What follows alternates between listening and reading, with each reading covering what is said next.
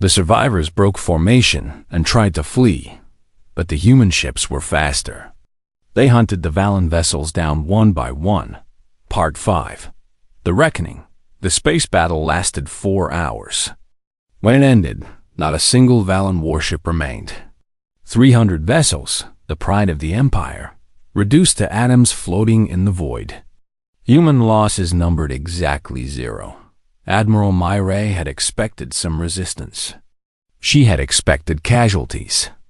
She had prepared speeches for the families of fallen soldiers. None of them were needed. The Valen weapons, so deadly against Ambassador Yuna's unarmed ship, were useless against the Sunbreakers. But the battle in space was only the beginning. The real reckoning would happen on the ground. Commander Kang Do-han led the ground forces. He was 45 years old, a former teacher who had joined the military after watching Yuna's final transmission. He had taught history before that day. He had told his students about ancient wars, about violence and suffering and the importance of peace. Now he was about to make history. Instead of teaching it, his transport descended through the purple clouds of the Valen homeworld. Around him, thousands of other transports carried soldiers to every corner of the planet. They did not use orbital bombardment. They did not destroy cities from above.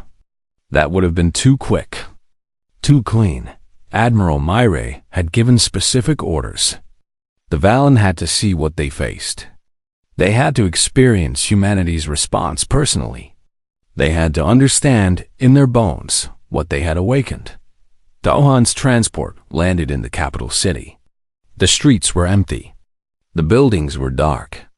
The citizens had fled when the sky filled with human ships. He stepped out and looked around. The architecture was alien but beautiful.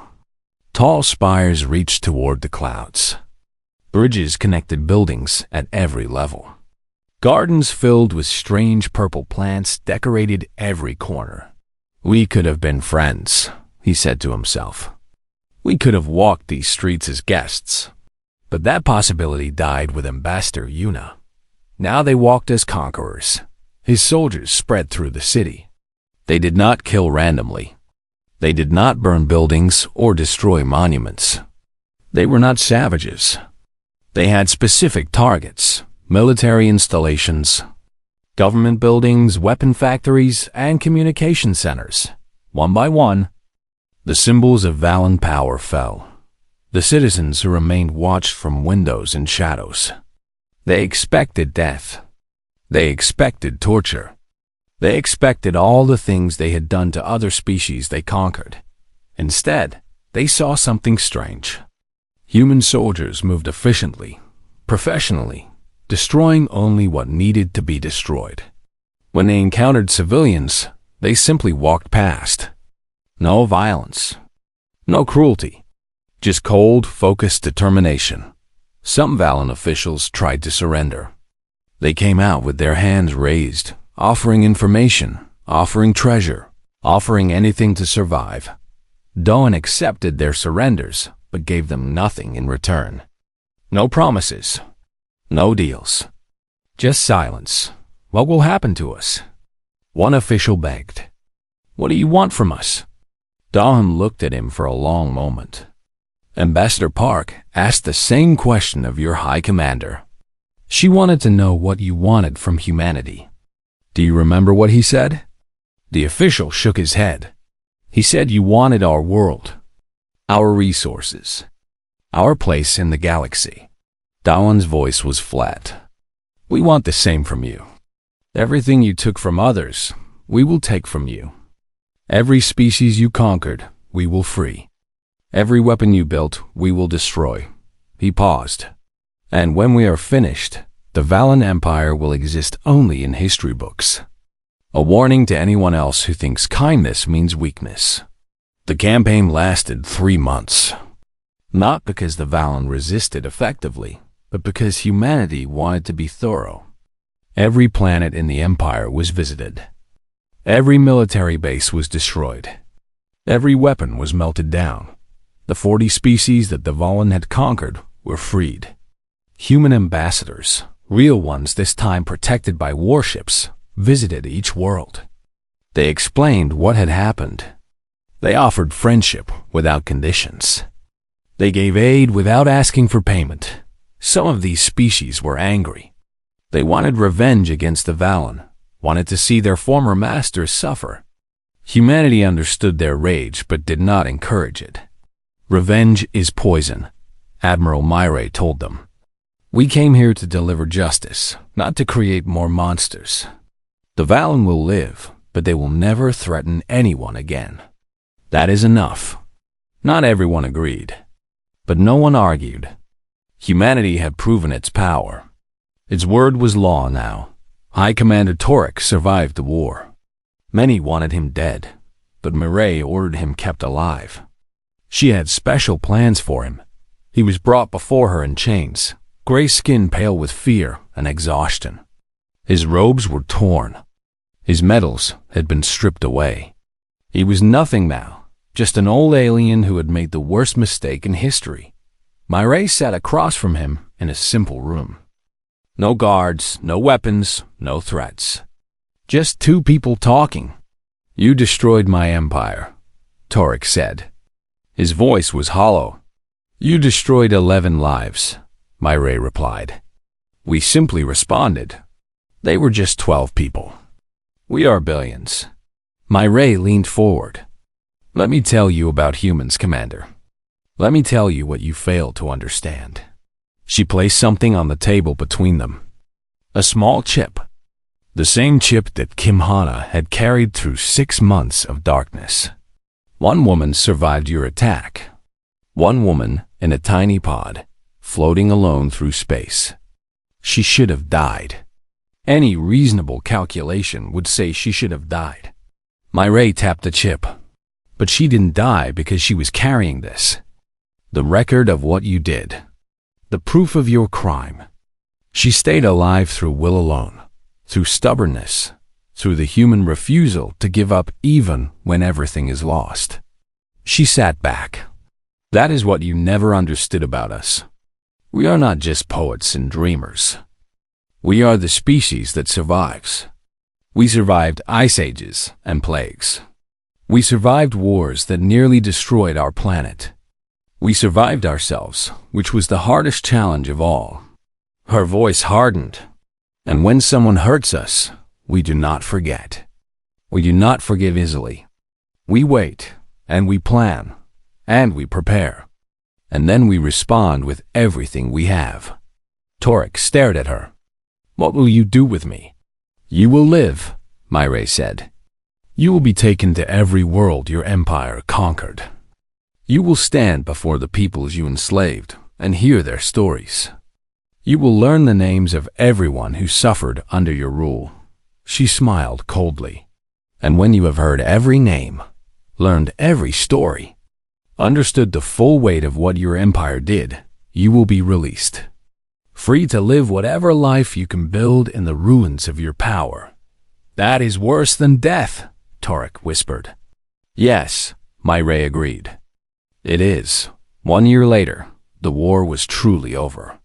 The Valen homeworld was quiet, its people rebuilding their society under new rules.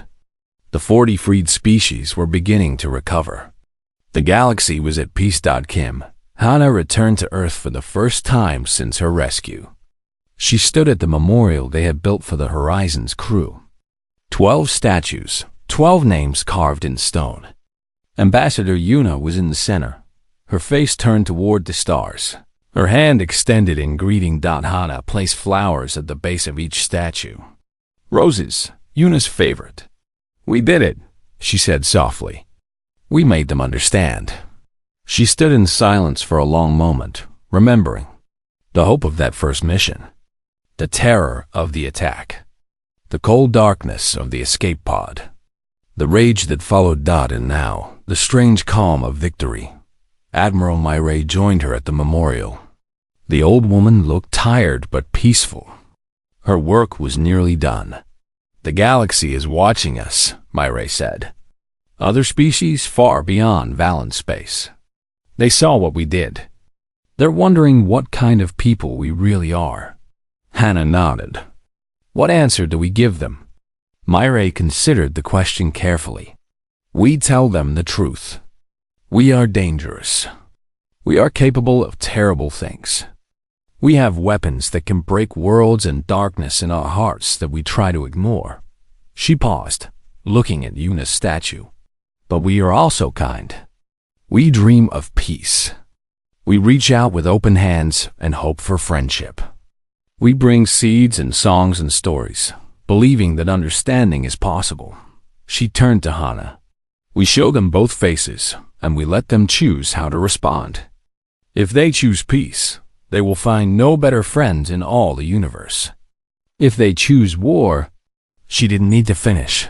Across the galaxy, the story spread. Humans were strange creatures. Other species whispered to each other. They offered gifts to strangers. They freed the conquered. They showed mercy to the defeated, but they also destroyed empires that wronged them. They built weapons that could darken stars. They remembered every hurt and answered it completely. The lesson was clear. Humanity would give you exactly what you gave them. Kindness for kindness. Violence for violence. Peace for peace. War for war. Choose wisely. On Earth, children learned a new story in their schools. The story of Ambassador Park Yuna, who died believing in the good of all beings. The story of Captain Lee Taiho and his crew, who gave their lives for hope. The story of Kim Hana, who survived against all odds and brought the truth home. And at the end of every telling, the same words were spoken. We offered them peace. They chose war. Consequences followed. Let all who hear this story remember, humanity is kind until kindness is betrayed. Then we become something else entirely. In the stars above, human ships patrolled the trade routes. Human ambassadors visited distant worlds. Human music played on alien stations, beautiful and strange, and somewhere into Part 4. The message. 1 year had passed since the massacre on the Valen station. 1 year since Ambassador Park Yuna spoke her last words into the darkness. 1 year since humanity learned that kindness could be answered with murder. Now Kim Hannah stood on the bridge of the command ship. Justice. She was not the same woman who had escaped in that tiny pod. That woman had been broken, lost, drowning in guilt. This woman was something else. Something harder. Something sharper. She wore a military uniform now, dark blue with silver marks showing her rank.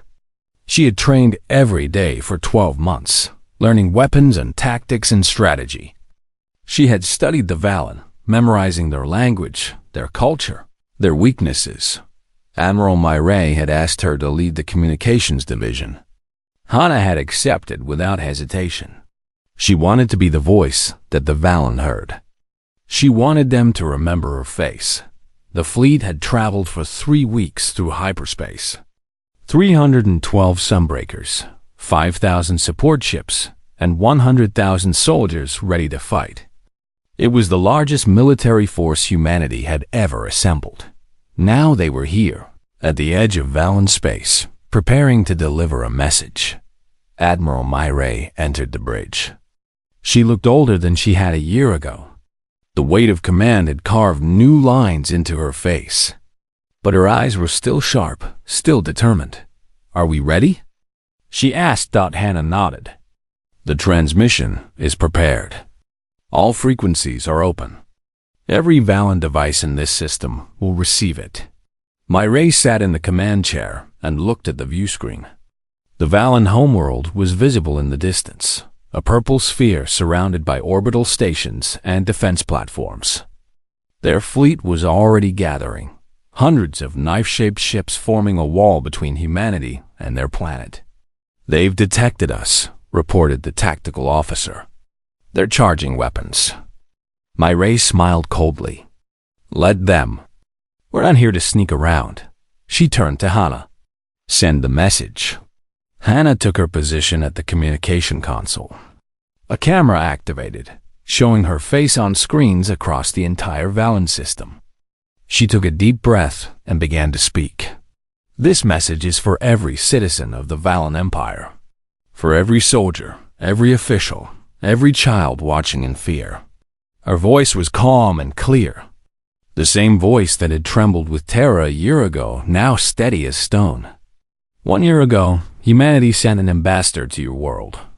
Her name was Park Yuna. She came with gifts. Music that showed our joy. Art that showed our dreams. Seeds that showed our hope for growth. Stories that showed our hearts. Hannah paused. Images appeared on the screen behind her. Yuna's face. The horizon. The gifts they had carried. She came with open hands and kind words. She wanted nothing but friendship. She believed, as many of us did, that intelligence leads to kindness. That advanced species must be wise.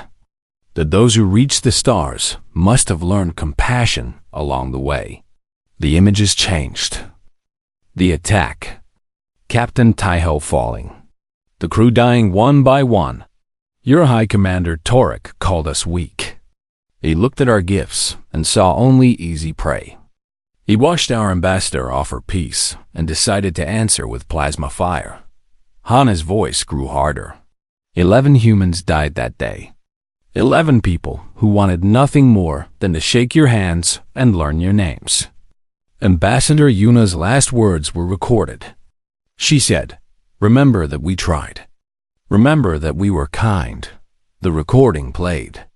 Yuna's final message, her face calm as fire consumed her ship. The words echoed across Valen's space dot. Then Hana spoke again. We remembered. Every human on Earth remembered. 7 billion people watched your soldiers murder our children while they smiled. 7 billion people felt the same thing at the same moment. Grief, and then rage. Behind her, the view screen showed the human fleet. Ships beyond counting, stretching into infinity. You thought we were poets. You were right. You thought we were dreamers. You were right. But you made a mistake. You thought that was all we were. Hannah leaned forward, her eyes burning into the camera. We are also the species that nearly destroyed itself through war. We are the species that built weapons capable of cracking planets and darkening stars. We are the species that fought ourselves so brutally that we had to lock our worst creations away and pretend they didn't exist. Her voice dropped to a whisper. You woke us up. You reminded us what we can be when we stop being kind. And now you will see the other face of humanity. The face we tried so hard to forget. She straightened. This is not a declaration of war. War implies that both sides have a chance. This is simply a message. A final transmission from Earth. The camera pulled back, showing Admiral Myray standing beside her. The old woman's face was carved from ice. If this is how peace was offered, you answered with war, Myray said. Consequences follow. The transmission ended. On the Valen homeworld, panic spread like fire. The message played on every screen, every device, every communication channel. People saw the human fleet and understood that their leaders had made a terrible mistake. High Commander Torek watched from his command center, his gray face showing no emotion. But inside, for the first time in his long life, he felt something unfamiliar. Fear. How many ships? He demanded that his officers check their instruments with shaking hands. Over 5,000 visible, Commander. But our scanners are having difficulty penetrating their jamming. There may be more. 5,000, Torek repeated. We have 300 in this system. He had expected retaliation, of course. The humans were emotional creatures. They would try to strike back. He had prepared defenses, positioned his fleet, armed his stations. But he had expected perhaps 50 ships. Maybe 100 if the humans were truly serious.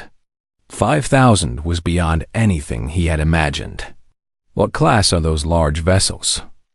He asked, pointing at the Sunbreakers. Unknown, Commander. We have no records of them. Our databases show human ships as small and poorly armed. These are different. Different. Torek studied the black shapes on his screen. They were ugly things, built for violence, radiating menace even from a distance. They did not look like the work of poets and dreamers. They looked like the work of monsters. Contact them, Torek ordered.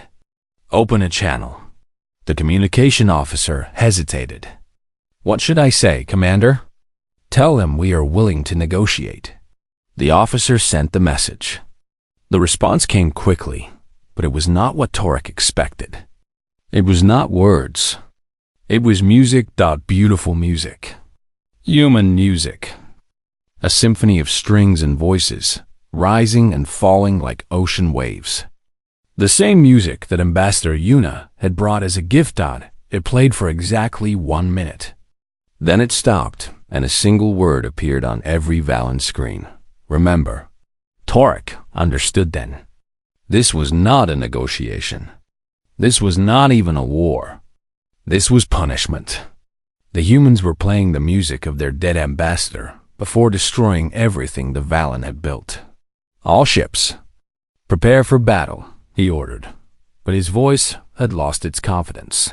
Across the system, Valen commanders received his orders and tried to obey. But fear had spread through their ranks like poison. They had seen the human fleet. They had heard the message. They knew what they had done. Some of them wondered, for the first time, if there might have been another way. If they could have accepted the gifts and returned the friendship. If peace might have been possible. But it was too late for wondering. On the Justice, Admiral Myre watched the Valen fleet scramble into formation. They were well-trained, she admitted. Their movements were coordinated. Their spacing was good. Against a normal enemy, they might have stood a chance. They were not facing a normal enemy. Admiral, the tactical officer reported.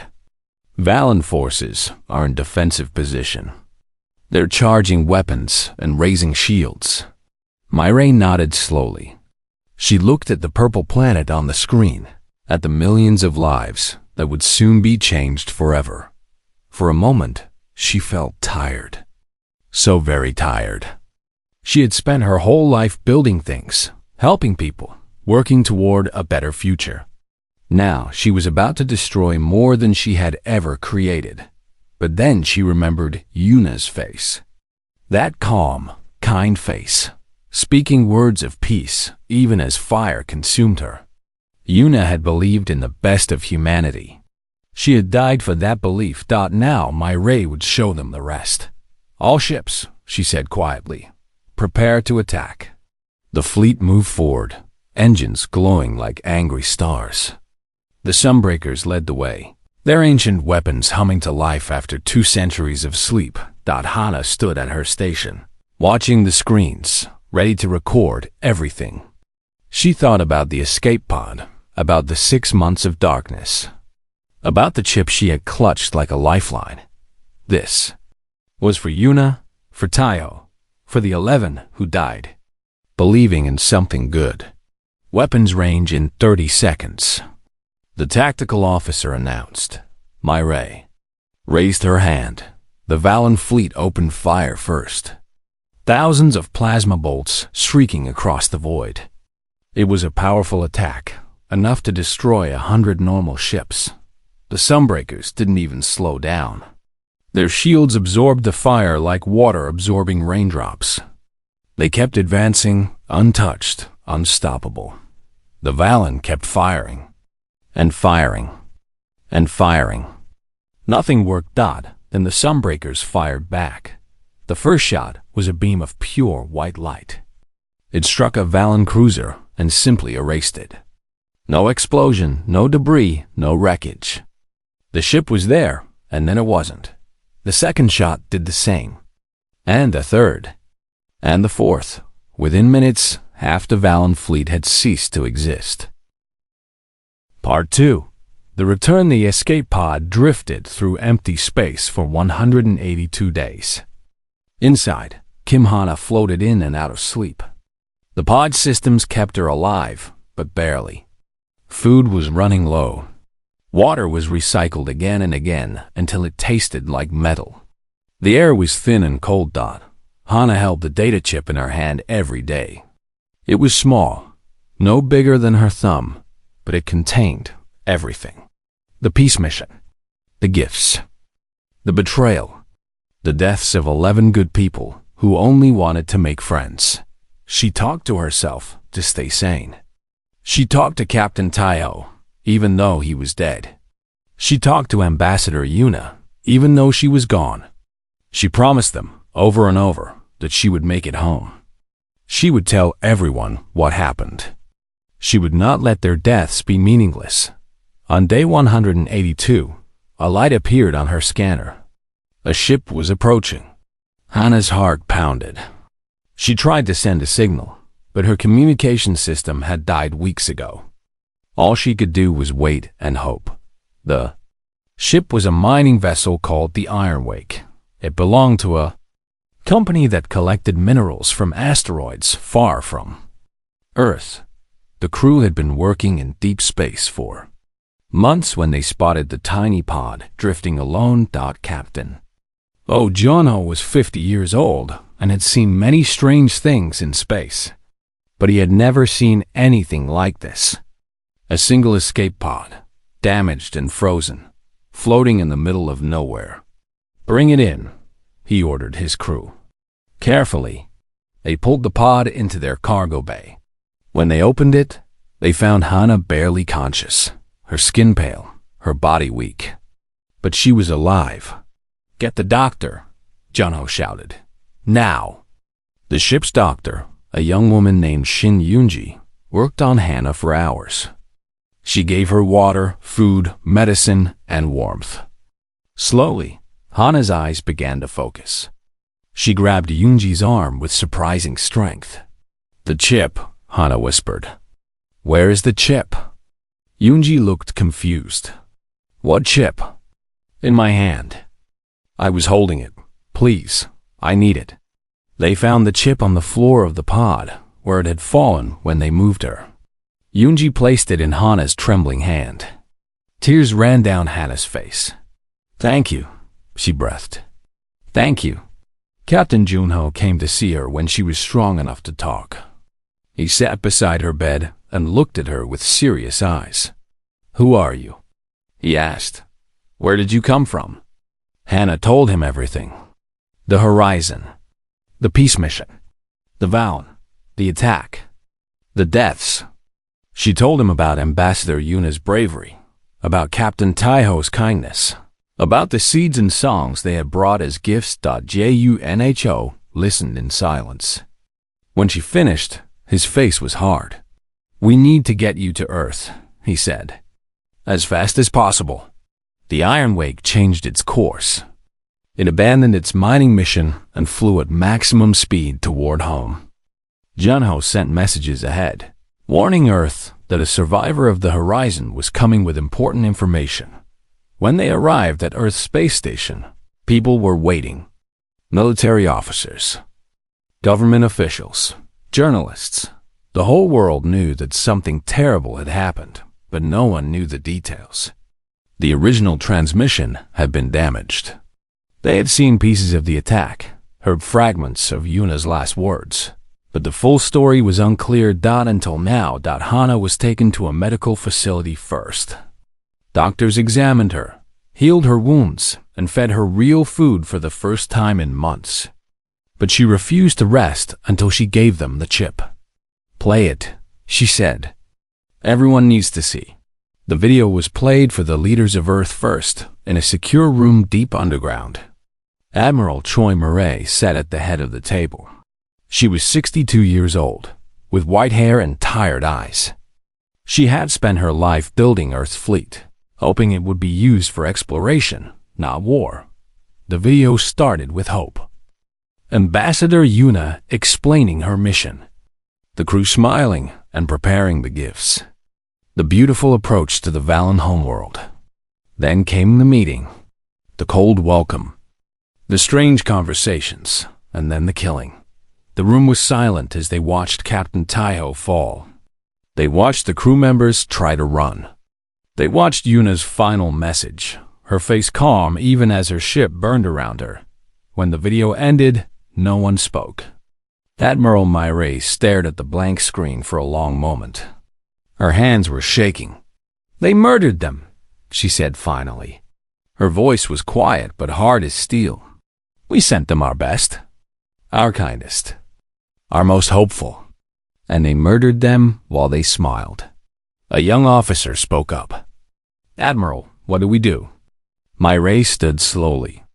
She looked around the table at the faces of Earth's leaders.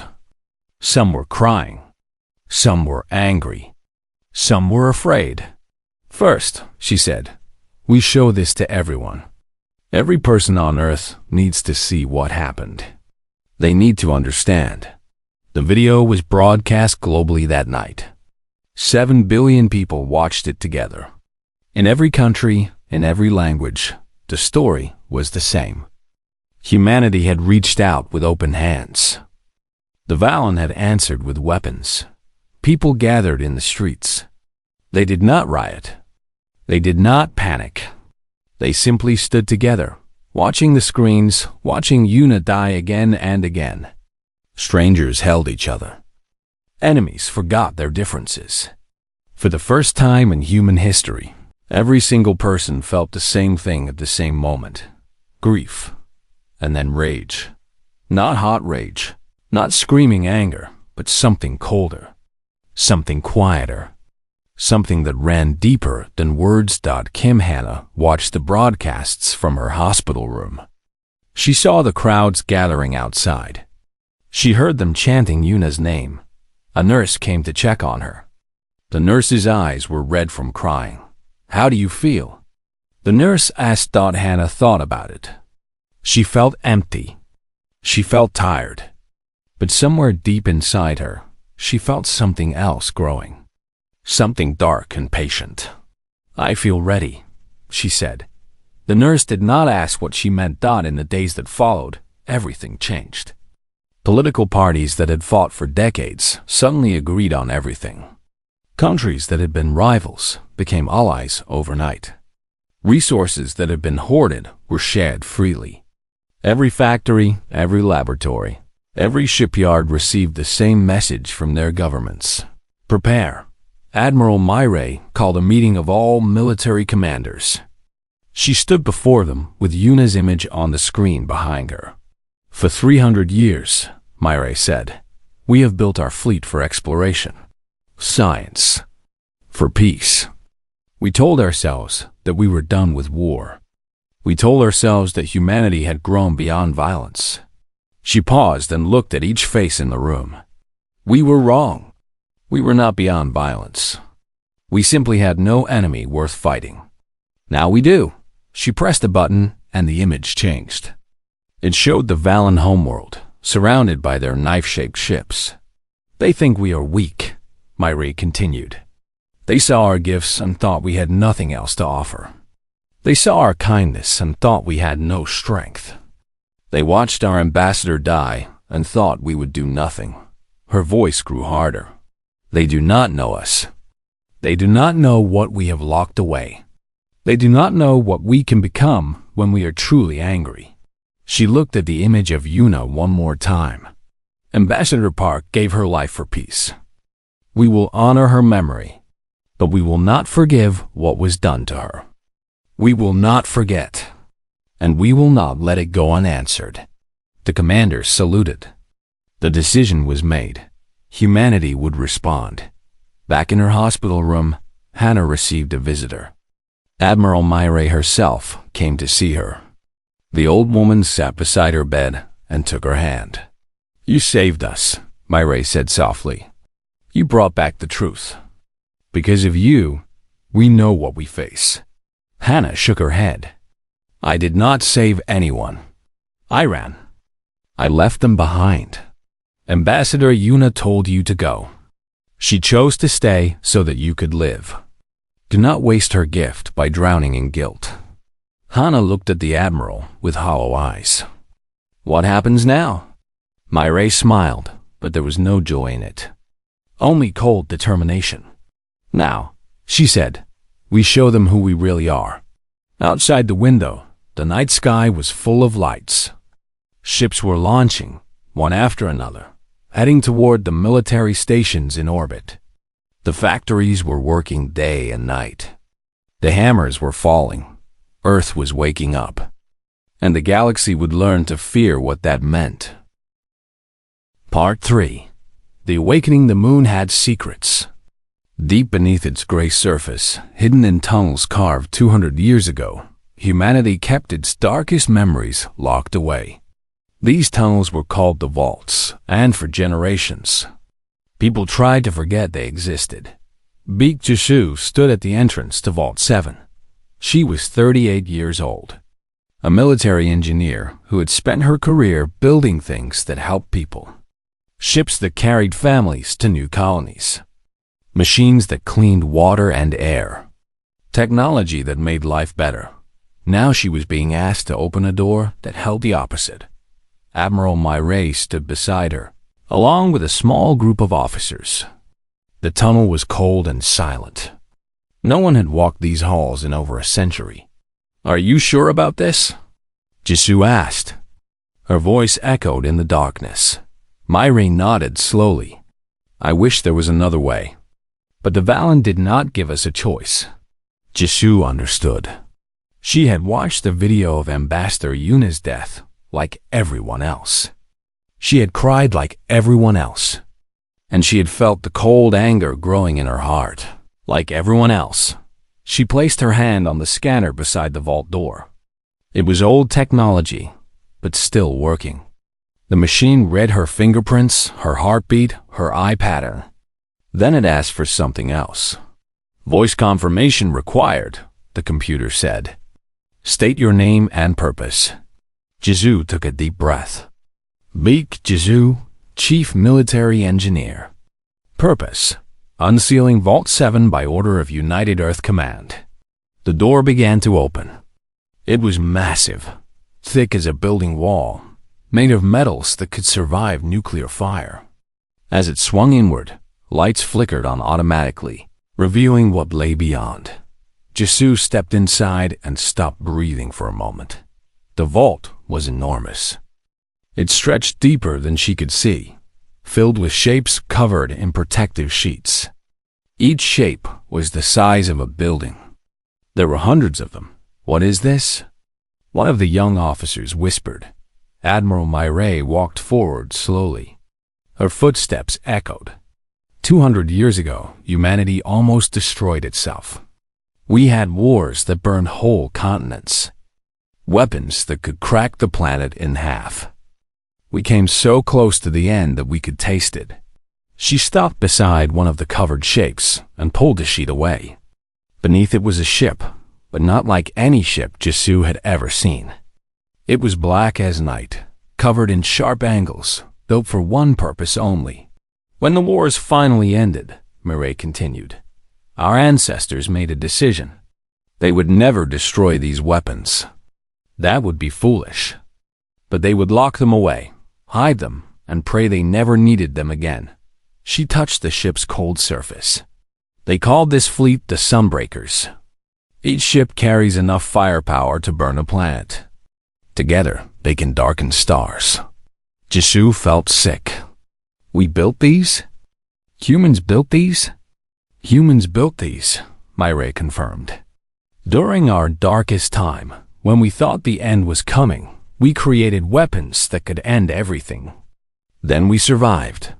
We grew. We became better. And we tried to forget what we were capable of." She turned to face the group. Her eyes were hard. "The Valen think they know us. They saw our poets and musicians. They saw our seeds and stories. They saw our ambassador crying for peace. They think that is all we are." Myray smiled, and it was terrible. "They have no idea what sleeps beneath our moon." The work began immediately. Engineers were brought from all over Earth. The best minds in technology, weapons, and warfare gathered on a lunar base. Security was absolute. No one spoke about what they were doing. Jisoo led the team that would wake the Sunbreakers. Each ship needed to be inspected, repaired, and upgraded with modern systems. The basic designs were 2 centuries old, but they were good designs. They just needed new eyes and new hands. She spent her first day walking through the vault, counting the ships. There were 312 sunbreakers in total. Each one could carry a crew of 50. Each one had weapons that made current military technology look like toys. On the second day, she started opening the ships. The first one she entered was called Eternal Night. Its corridors were dark and cold, but everything still worked. The reactors hummed to life when she activated them. The weapon systems came online with a soft glow. Jisoo sat in the captain's chair and looked at the control screens. There were buttons for things she had never imagined. Weapons that could tear holes in space. Shields that could survive the heart of a star. Engines that could cross the galaxy in weeks. What were we? She whispered to herself. What did we become to build these things? A voice answered her. Survivors. She turned and saw Admiral Myray standing in the doorway. We were survivors, the Admiral repeated. We faced extinction and refused to die. So we built things that could kill anything that threatened us. It was ugly. It was terrible. But it was necessary. Jisoo shook her head. And now we're going to use them. After all these years of peace, we're going to become killers again. Myray walked closer and sat in the chair beside her. Let me tell you something, the old woman said. When I was young, I believed war was always wrong. I believed that kindness could solve everything. I spent my whole career building ships for exploration, not battle. She paused. Then I watched Park Yuna die. I watched her offer friendship and receive murder. I watched 11 innocent people killed for no reason except that they seemed weak. Her voice hardened. The Valen did not attack us because we threatened them. They attacked us because they thought they could. Because our kindness looked like weakness. Because our peace looked like surrender. She looked at Jisoo directly. If we do nothing, they will come for Earth. They said so themselves. They want our world, our resources, our place in the galaxy. And they will take them because we sent poets when we should have sent warriors. Jisoo was quiet for a long moment. Then she asked, So what do we do? Myray stood up and looked at the weapon controls. We show them who we really are. We show them that humanity is not just one thing. We are poets and warriors. We are kind and we are cruel. We build gardens and we build graveyards. We offer peace, but when peace is refused, we bring war like no one has ever seen. She turned back to Jisoo. I need you to wake these ships. I need you to make them ready. I need you to give humanity its teeth back. Jisoo thought about Ambassador Yuna. She thought about Captain Taiho. She thought about the 11 people who died believing in something good. I'll do it, she said finally. For them, the months that followed were the busiest in human history. Every factory on Earth and every colony worked toward one goal. Materials flowed to the moon in endless streams. Workers labored day and night, sleeping in shifts, pushing themselves beyond exhaustion. The Sunbreaker fleet was only the beginning. Humanity built new ships too, smaller and faster, designed to work alongside the ancient weapons. They trained crews for every vessel. They developed tactics and strategies. They prepared for every possible situation. Back on Earth, the population watched the progress with quiet determination. There were no celebrations. There was no excitement. This was not a game or an adventure. This was revenge. People painted murals of the Horizon's crew on walls and buildings. They named streets after Ambassador Yuna. They told their children the story of what happened, making sure no one would ever forget Dot in schools. Students learned about the Valen. They learned about their empire, their conquests, their victims. They learned that 40 species had been crushed under Valen rule. 40 peoples who had tried to resist and failed. Humanity would be different. Humanity would not fail.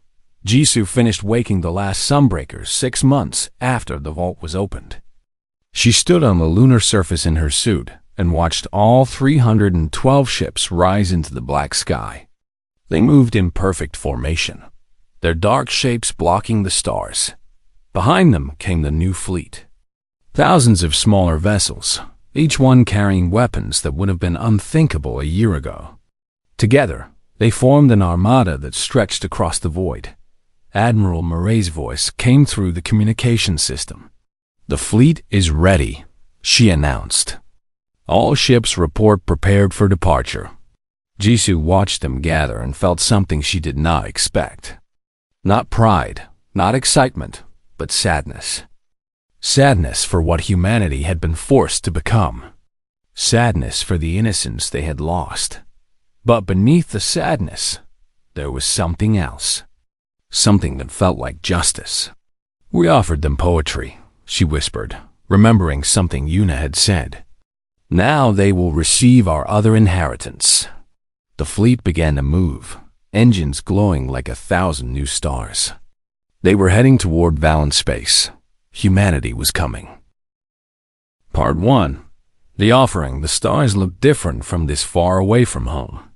Park Yuna stood at the wide window of the diplomatic vessel horizon and watched them shine. Behind her, the soft hum of the ship filled the silence. She was nervous. Her hands were cold. But she did not let anyone see her fear. Today was the most important day in human history. Today, humanity would meet another species for the first time. Not through radio signals or distant messages, but face to face. Real contact. Real conversation. Real hope. Yuna was 34 years old. She had spent her whole life preparing for this moment. She studied languages, cultures, history, and psychology. When Earth discovered the Valen Empire 2 years ago, the world came together to choose one person to represent all of humanity. They chose her. Captain Lee Taiho walked up behind her. He was a tall man with gray hair at his temples. His eyes were kind but serious. He had served in Earth's space fleet for 30 years. Now he commanded the Horizon and its 12 crew members.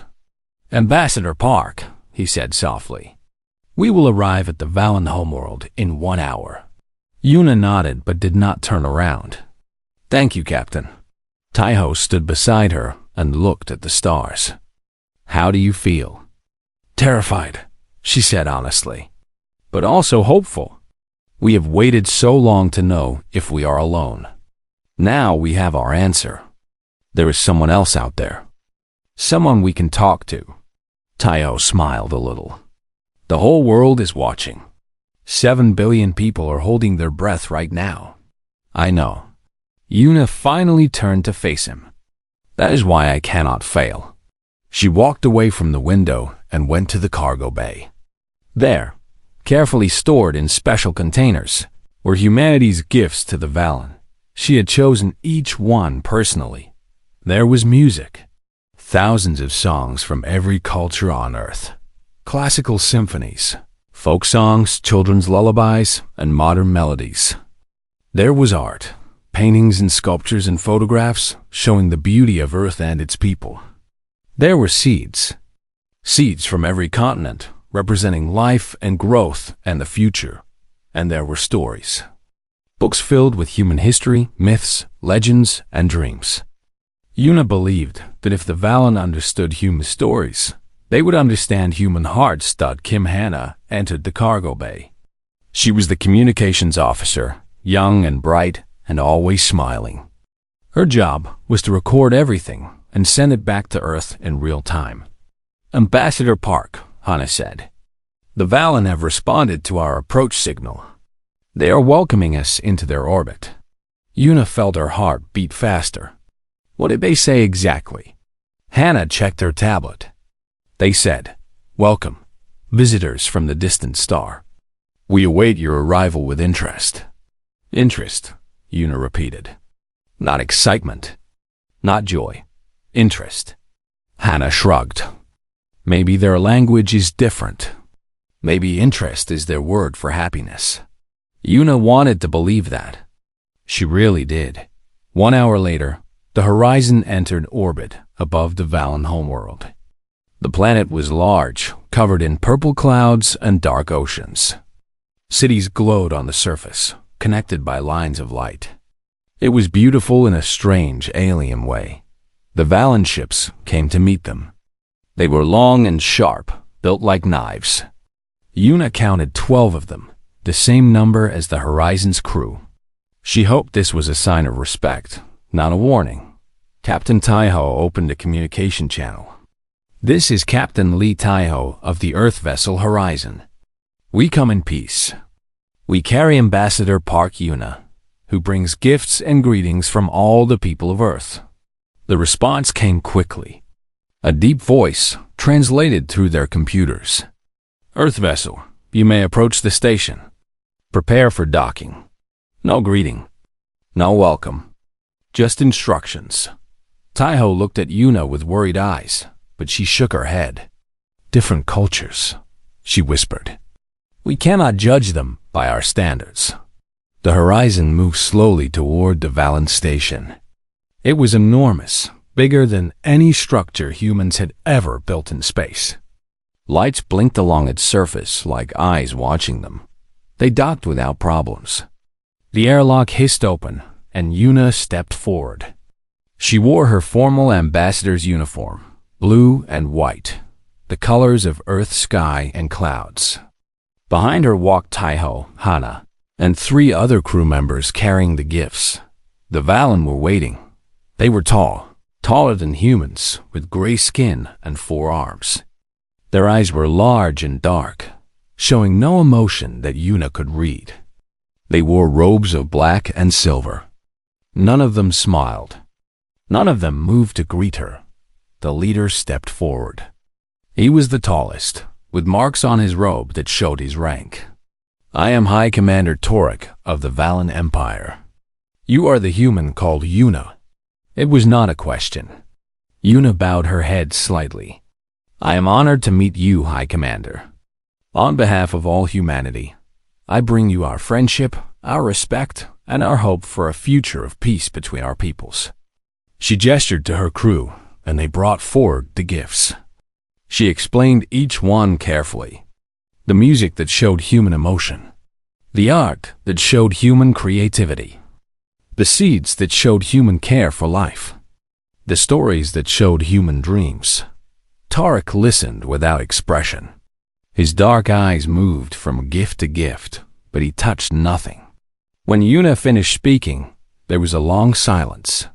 "You have traveled far," Torek said finally. "You have brought us interesting things." That word again. Interest. Yuna felt a cold feeling in her stomach. "We hope these gifts will help you understand us," she said. "We want to learn about your people too. We want to build friendship, trade, communication, a bridge between our worlds." Torek looked at her for a long moment. Then he looked at Captain Taiho, at Hana, at the other humans standing nervously in the docking bay. "You are weak," Torek said. His voice was calm, like he was stating a simple fact. "Your species is young. You have no weapons on your ship. You came here with seeds and songs." Yuna's throat tightened. "We came here with peace." "Yes," Tarek said. "We noticed." He raised one of his 4 hands. Behind him, the Valen soldiers lifted their weapons. They had been hidden under their robes. Yuna's eyes went wide. "Wait, please.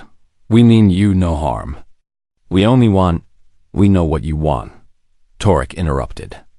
"You want friendship. You want trade. You want peace." He paused. "We want your world, your resources, your location in the galaxy.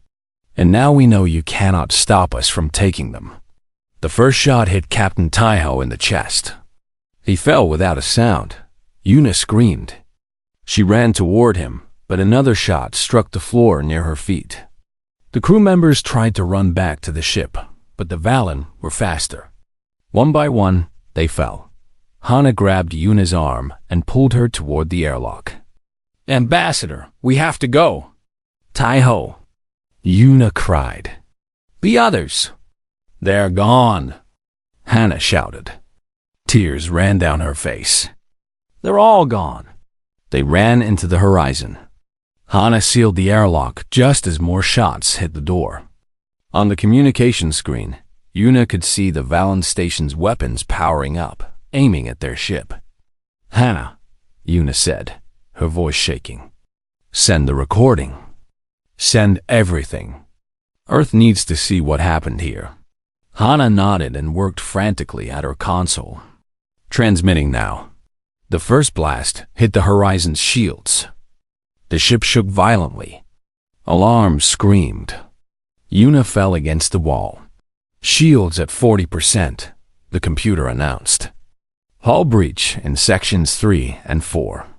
Yuna pulled herself up. She looked at the screen showing Earth's direction, so far away, so beautiful. She pressed the communication button. This is Ambassador Park Yuna of Earth, she said. Her voice was calm now, despite everything. We came in peace. We offered friendship. We brought gifts and hope. This is how they answered. Another blast. The ship groaned. Remember what happened here, Yuna continued. Remember that we tried. Remember that we were kind. Hana worked behind her, sealing herself into the escape pod. Ambassador, come with me. There's room. Yuna shook her head. Someone has to keep transmitting. Someone has to make sure they see everything. She looked at Hana with sad eyes. Go home. Tell them what happened. Tell them. She paused. Tell them I'm sorry I failed. The final blast tore through the horizon. Yuna's last sight was the stars she loved so much. Burning around her, Hana's escape pod launched into the darkness, carrying the only survivor and the only proof of what the Valen had done. Behind her, the pieces of the horizon drifted in silence. 12 humans had come to make peace talk. 11 never came home.